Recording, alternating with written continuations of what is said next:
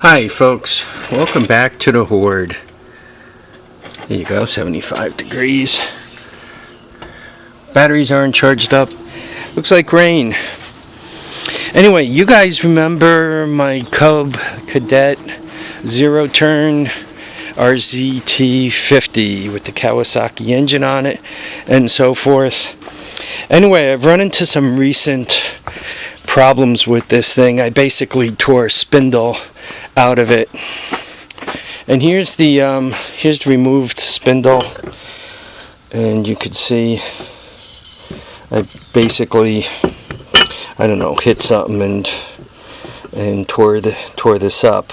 The bolt was still tight. I had to use the old hammer to get it off. You could see the way it's hammered. So here's the old spindle, and whenever I do these things, I didn't want to buy just one spindle and one blade. So this was an internet deal. Pat Small engine. You get the deck rebuild kit, which is 3 spindles, 3 of those, 3 replacement blades, and they happen to give you good blades too. Copperheads made in the United States, and 3 bolts. Here's the one I used, and 3 bolts to put on top of it.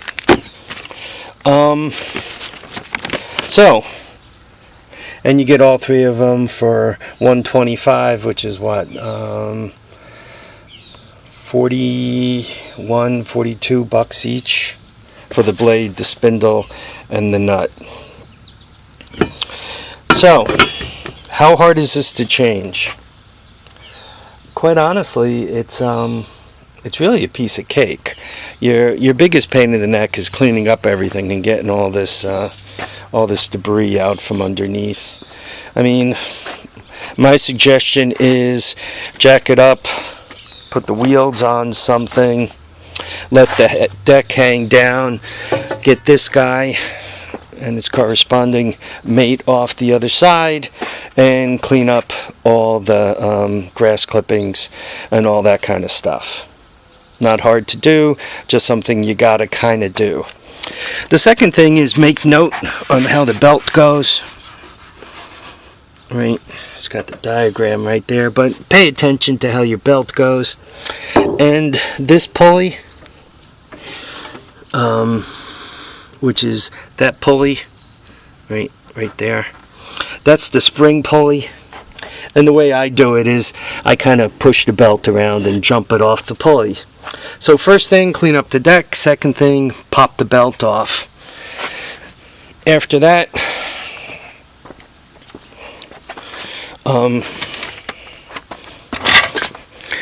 jack the deck up, right? Leave the wheels jacked up, jack the deck up,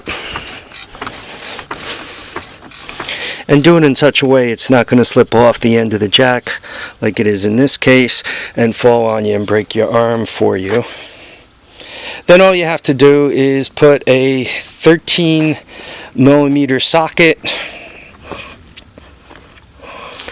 right, and break the bolts loose.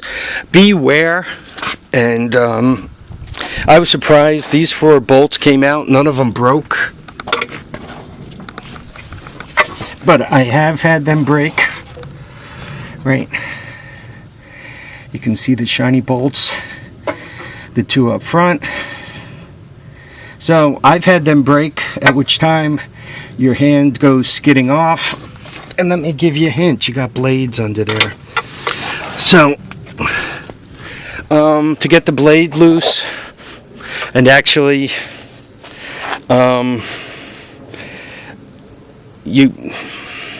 depending on your situation, I mean, you could put a wrench on top,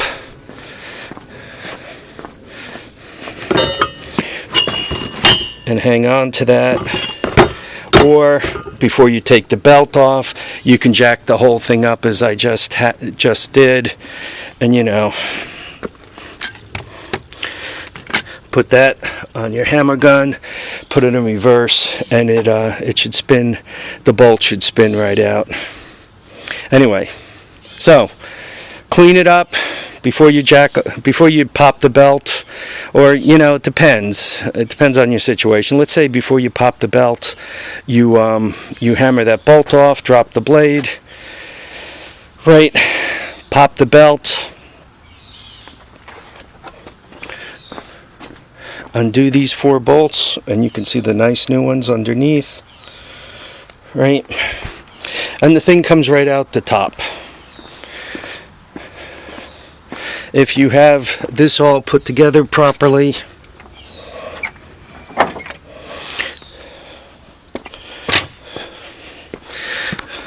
there is about enough room to get that out from underneath there. You just pick it up and take it out. If you don't quite have enough room, you might have to undo these bolts and drop it down a little further. That'll allow the deck to go lower, and it's easier to get things out. Putting it back in,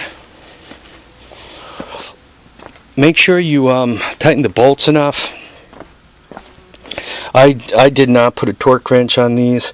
I basically gave them a good pull, so to speak, right? Made sure they were nice and tight, right? Putting the blade on, make sure you put the blade in the right place. You don't want it like cocked like that or anything. You want it sitting such that it's locked in place.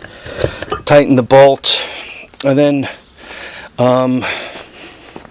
I actually put a torque wrench on it, and I tightened that to 60 foot-pounds. I'm gonna go check inside. I mean, I was pulling on the end of that wrench pretty good until it clicked. So I don't think it's anywhere near coming loose, and I don't think 60 is too tight. I think that was about right for it. So you've put it back in, you've torqued it up, you're all happy. These new spindles, when you fill them with grease, there's a little hole on the side you can watch the grease come out of. These here did not seem to have that. It seemed that I was watching the grease come out more or less the top. So once you put it all back together again, grease it on up, put the belt back on, make sure you don't have any grease where the pulleys go. Double check all your work once again to make sure everything's tight, and you're all put back together again. It probably took me, because I haven't done a blade change on this thing or a spindle change. It probably took me about 2 hours, give or take, maybe a little less. If you're on your game and you have your hammer and your tools and your grease gun and all that right handy with you, it's really a matter of those, right? Jack it up, clean it up, lift the deck up, get the blade belt off, drop it down, pop the belt, lift it back up, take those 4 bolts off, pick the spindle up, put the new spindle down, put it in. You could grease it before you put it in, but it really doesn't matter. You have to get underneath and grease the other 2 anyway, so it's up to you. Grease it before you put it in if that's what you want to do. Make sure you center it so it locks in. Put the 4 bolts in properly. Tighten them up. I tightened them to a good pull until I felt they were nice and tight. Put the blade up there. Make sure it seats properly in the star. Put the bolt on back on that. I gave it a couple of taps with the gun, and then I put the wrench on it and tightened that up to 60 pounds. Then I dropped the deck back down, put the belt on. In my case, I had to loosen these up a little bit, and I also put this together properly. I had this piece on upside down before, this bent metal thing. So I put that on properly. And it looks like it's good to go. While it was under there, I serviced it by A, cleaning it, and B, greasing the spindles and the wheel bearings and all that. Looks like I need to put some air in these tires. Not that one so much, this one. I notice it's been kind of drifting off to one side. It's probably because the tire's a little low on air. And you're done. Once again, double check all your work to make sure things are tight, because it kind of stinks to do a spindle job and immediately do another spindle job. I knew that I had a strip spindle because it was the blades were beginning to go ching, ching, ching underneath. When this blade is freewheeling, I guess it was freewheeling because it was no longer on the shaft. It was kind of off to one side, which must have made this side longer, so it was beginning to ching up against one of the other blades. I checked the other blades, and even this one here, I mean, it's not great, but it's not horrible, so I figured I'd let them be. And quite honestly, as they die, what I'm going to do is put the new spindle and blades on there one at a time. Before I let the whole thing go, before I drop it down, I'm going to jack it up and make sure all the blades spin without hitting anything. Make sure I have nothing close, nothing binding, nothing sounding strange. Obviously, you want the engine turned off for that, right? And you want to be sure it's not going to start. Not a bad thing to pull the spark plug wires. This thing has 2 of them, right? Easy enough to do. You just pop them off. Remember, when you're messing with these things, if you're too safe, you don't get hurt. But if you're not safe enough, you will. So many people who, get through life without wearing protective wear, and, never wear work boots and never wear steel toes, and never no eye protection shield to keep from embedding metal in your face, no welding protection on the arms. And there's plenty of people who get through life and never ever get hurt. But then if for some reason you have to have a mole removed from your arm or hand that's cancerous, are you going to be thinking, I wonder if I've been welding without gloves?